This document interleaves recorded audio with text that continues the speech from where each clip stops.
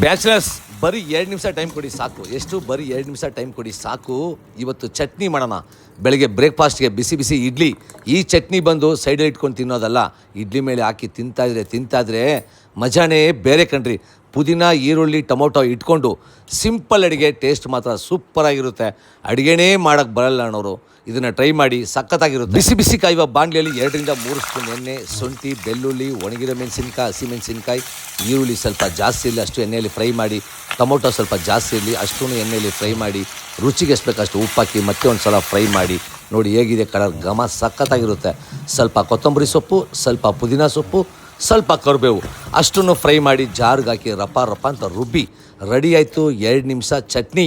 ಈ ಚಟ್ನಿ ಬಂದು ಇಡ್ಲಿ ಪಕ್ಕದಲ್ಲಿ ಇಟ್ಕೊಂಡು ತಿನ್ನೋದಲ್ಲ, ಸ್ವಲ್ಪ ನೀರು ಥರ ಮಿಕ್ಸ್ ಮಾಡಿಕೊಂಡು ಇಡ್ಲಿ ಮೇಲೆ ಹಾಕ್ಕೊಂಡು ತಿಂತಾಯಿದ್ರೆ ಮಜಾನೇ ಬೇರೆ ಕಣ್ರಿ. ಸ್ಟವ್ ಮುಂದೆ ನಿಂತಿರೋವಾಗ ಲವ್ವಿಂದ ಕುಕ್ ಮಾಡಿ ಸುಮಾರಾಗಿರೋ ಅಡುಗೆಯನ್ನು ಸೂಪರಾಗಿರುತ್ತೆ.